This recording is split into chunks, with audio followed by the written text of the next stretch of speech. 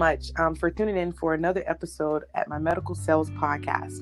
I am so honored and so grateful to have an opportunity to interview another person that's in the industry. His name is Luke. So Luke, can you introduce yourself and tell everyone who you are and where you're from? Yeah. Hey, folks. Glad you guys are on here. It's you guys are already taking a good first step to be listening to podcasts like these. So way to do your due diligence. I'm Luke Barry. I'm from Columbia, South Carolina. My parents are actually immigrants from Dublin, Ireland. So I'm first generation American. So born and raised here in Columbia, South Carolina, and went to college up in the upstate at a small university called Anderson University, and loved Columbia too much. So after I graduated with a major of marketing and sales and a minor of kinesiology, moved back down here to my home city and broke into the industry. So here to talk to y'all more about that.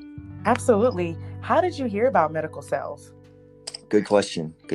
So I was kind of steered into this industry when I was 17. I suffered a rotator cuff injury, and unlike the majority of patients, I was kind of fascinated and really wanted to learn more, and was actually happy to go see my doctor. Even though I was in pain, I just loved how, just being able to be eligible for surgery, just the education behind it, understanding the whys and the whats of orthopedic surgery and medicine and just different sorts of treatments. So I suffered a grade 2 supraspinatus tear and a grade 3 subscapularis tear on my left shoulder. And then after coming out of surgery, it was really just kind of God intervened and said, Luke, you're going to be a part of this industry. So I've wanted to be involved in orthopedics ever since that injury.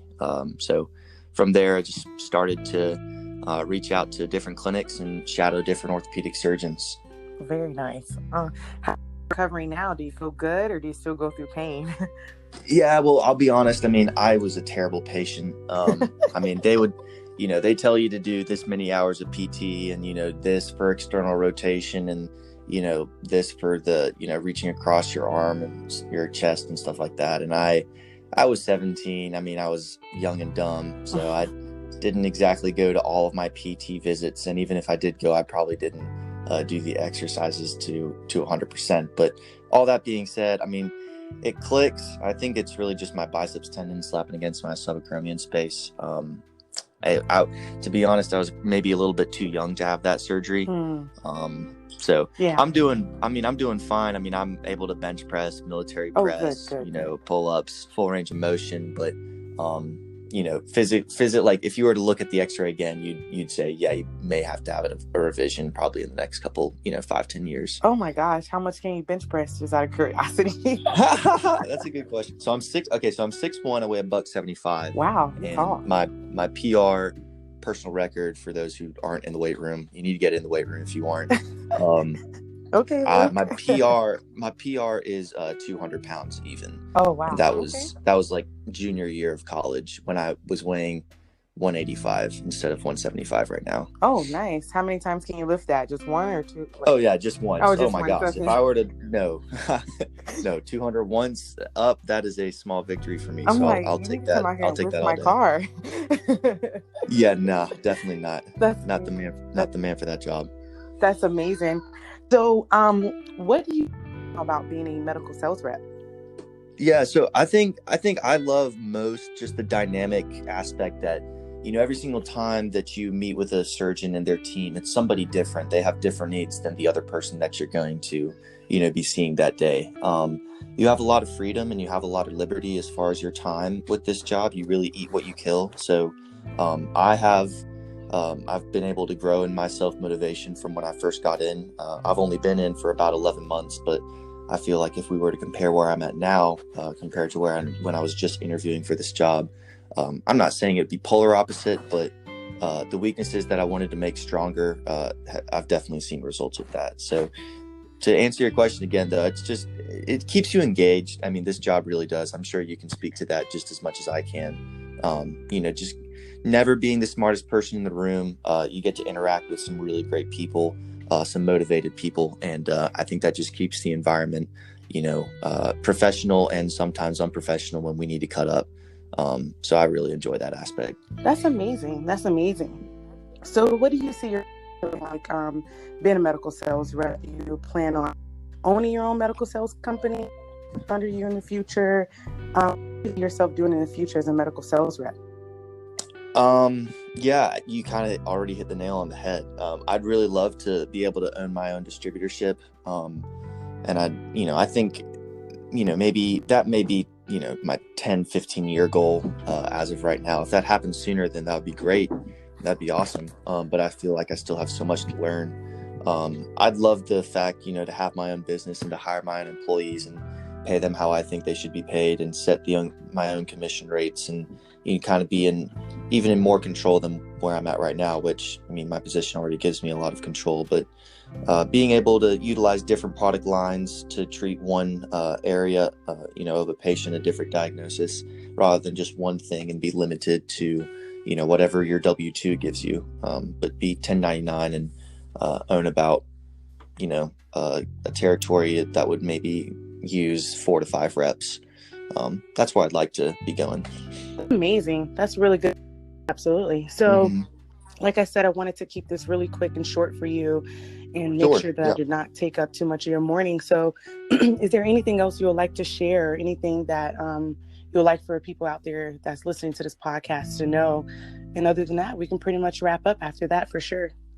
Yeah, no, definitely one thing. And then I'd like you to share actually one thing as well, if you don't mind. Sure. I don't want to take up too much of your time, but I'll share one thing and you can share another thing, just a little pearl of wisdom. To differentiate yourself when you're, interviewing and even talking to surgeons to shadow them, one way that I've found is really helpful is handwritten notes. So if you swing by the clinic or swing by an account, even selling right now, and you don't hear back from them within about maybe 2 or 3 weeks, I always write a handwritten letter.